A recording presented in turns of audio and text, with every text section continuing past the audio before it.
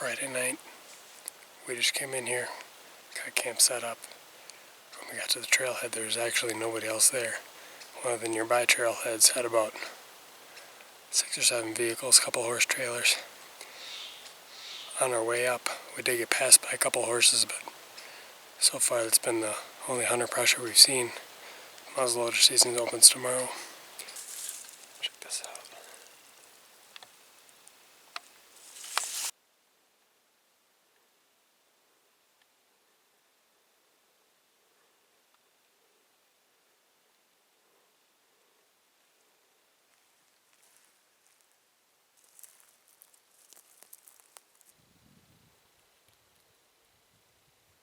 It is Saturday, first full day of the hunt.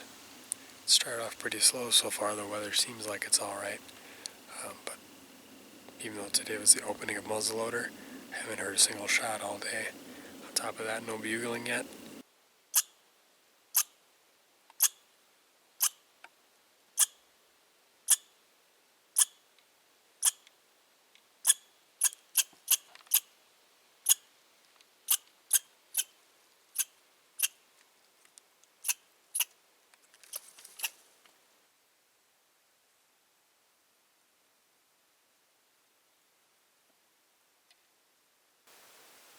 Alright, today's Sunday, day 2.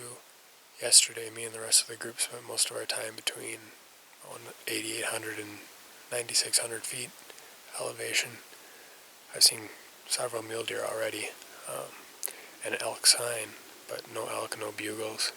So the mountain goes up quite a bit higher, and I decided today I wanted to check out a lot higher elevation, so I'm set up at about 10,300. And the plan is to kind of call and work my way uphill from there. So that cow calling I heard, I was a little bit suspicious that it sounded so perfect. It ended up being another hunter. He must have been using one of those squeeze calls. I got to a higher spot where I had the wind at my advantage and ended up just calling him right into my setup. So we saw each other, gave a little wave, and went our separate ways. My thought is at this point is that all of those saddles and ridges and benches around that bowl up at the high elevation are just getting slammed right now between the muzzleloader hunters and the bow hunters. The elk might be getting pushed further down the hill. So I'm still up high. I'm about 11,000 feet right now, and I'm just going to slowly call my way back down to camp. I heard a faint bugle. Wasn't even sure if I heard it or not. Ran up the woods 100 yards. Gave a nice long loud bugle with the triple reed. Fired right back. So now I'm uphill as fast as I can to get close.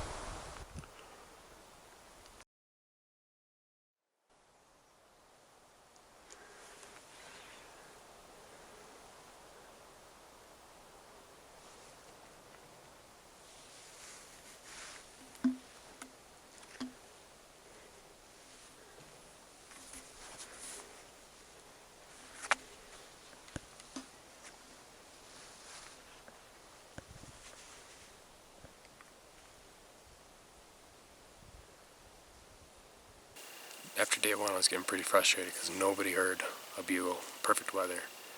Nobody saw an elk. We didn't hear any gunshots despite being the opener muzzleloader. We're thinking, what the heck's going on? It's supposed to be the rut, And so yesterday we finally see some action. I get that bull fired up at 1 o'clock in the afternoon, and he winded me. Matt was down at like 9,500.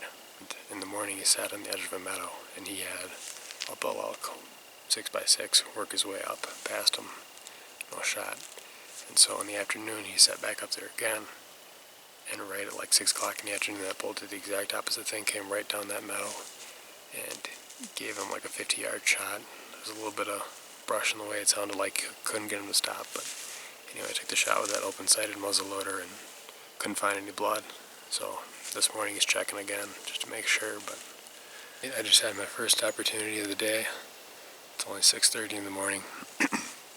I'm hunting low. No sooner had I sat down, I hear what sounds like a herd of cattle coming toward me. I mean, they're coming right for me, so I couldn't tell if they're going to cut in front of me or behind me. So I got ready because there's a big good lane in front of me.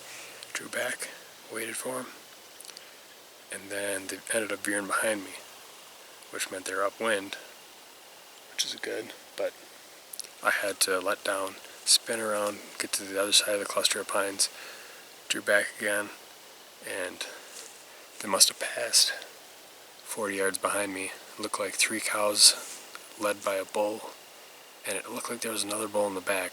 Both of them looked like shooters, and by the time they popped back out again, they were 80 yards, quartering away. No shot. They were trotting the whole time, never slowed down, and I didn't even have my call in yet. I was just literally getting set up, and no sooner had I let down on them, I heard another elk behind me, and it spun around. Look, and there's a big bull coming up.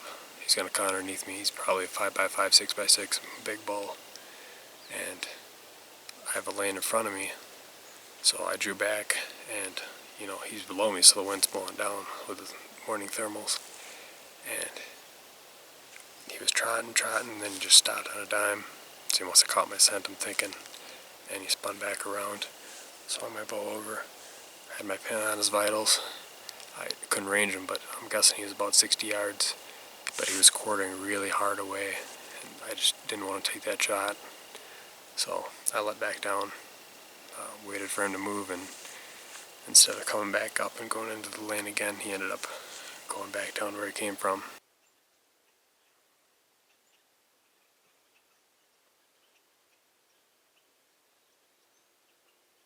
And basically, I'm starting to develop like a two-pronged strategy. Morning and evening, sit low. Elk are bedded up high during the day, so my strategy for the daytime hours is to just work up high, try and stay above where I think the elk are bedding, and just kind of run and gun. Do a little blind calling for 25-35 minutes at a time. If I don't think there's any hunters around, I might throw on a bugle every now and then. And there's always the chance, just being up here on this northeast slope, that I hear a bull bugle all on his own, which is what happened yesterday.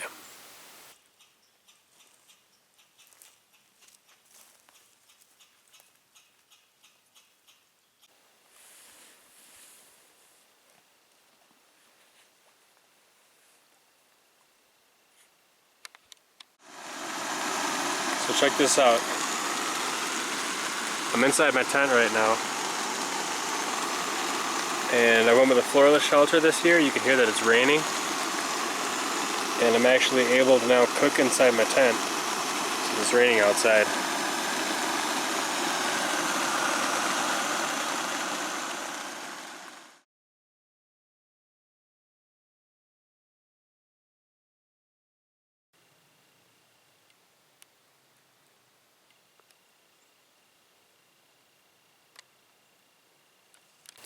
Alright, today's Tuesday afternoon. Last night was pretty uneventful. It started sprinkling right at the last, half hour or so of light. And Matt ended up seeing the same bull that he missed the other night, except it turns out this time he was wounded. A couple archery hunters were up above Matt by a couple 100 feet.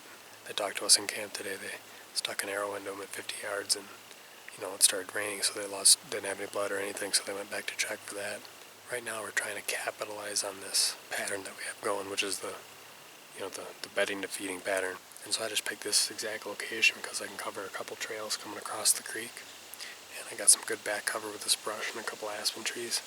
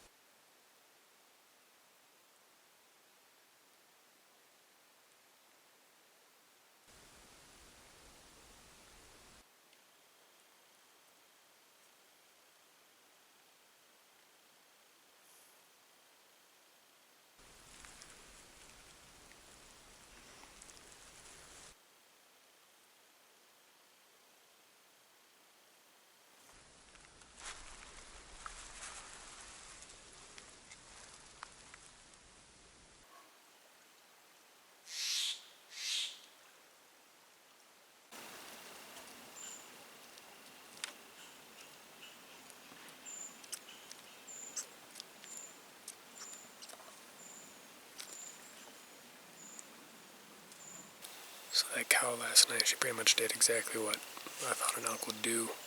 She just stayed at about 20 yards too far down the creek. And I had my pin set at 40 when I drew back and had the camera set. And I figured she was probably around 60. I thought real hard about it, pulling the, release, holding the pin about a couple inches over her back, but I just didn't feel comfortable with it, so I let down. And I'm hoping I don't regret that decision by the end of the trip.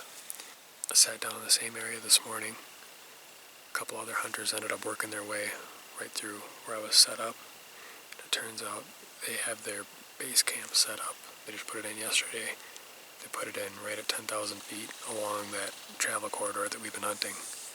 And they're talking about some of the elk that were spooking during the middle of the night. So that doesn't bode too well for the pattern we've been following, which means that I might need to focus more on running and gunning rut tactics. I'm sitting over a really secluded wallow up at like 10,100 feet, surrounded by dark timber, probably 1/8 of a mile away from an old creek bed. So I'll sit here, not make any noise. Nothing comes in for the rest of the evening. Then tomorrow and Friday are just going to be more high elevation running and gunning.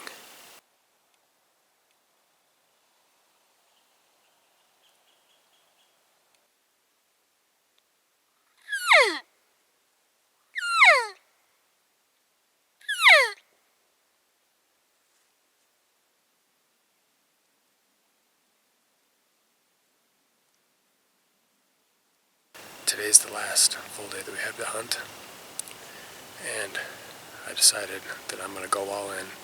I'm headed back to where I heard that bull bugle, and in that surrounding area, it's really high. I probably still got another hour and a half worth of hiking to get up there, but I'm thinking, when I look at the map, all the different trailheads where I know people are camping, where they're not camping, I think it's the hardest place to get to. Working up this creek drainage, and I could hear a bull bugle. It sounded like a real bull. Straight up from me, he's probably another 400 feet above me in elevation, maybe half a mile. So it's going to be a heck of a lot of work to get up above him. But that's what I'm going to try and do. I think I know about where he's at. Try and get around him. Might take me half an hour, and I'll start seeing if I can get him to respond, locate him, and then move in. He's really close.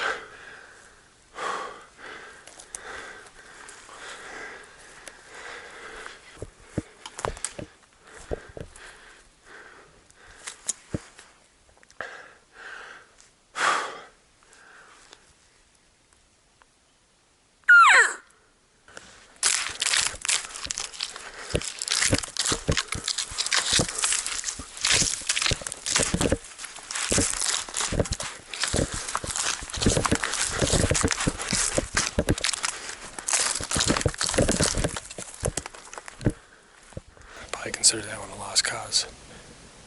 Probably should have made him move quicker. And the first time I heard him, he was uphill of me, and I could just barely hear him. Then about 3 minutes later, I heard him again. He was almost level with me. And I'm thinking, okay, I just got to get ahead of him on his side of the river, and then I can call to him. As soon as I got across the river, it took me maybe 30 seconds. He bugled again, and he was like another 300 yards down the hill at least, and moving fast, clearly. So I did a little bit of calling, raking. Did one bugle, heard him bugle again, and he was way down there. So, well, that's it for the Colorado wilderness. One more night in the tent, and then we're packing out. Tried a little bit of everything, covered a lot of ground, saw some elk, heard some elk, pulled back the hammer a few times, and drew back the bow a couple times.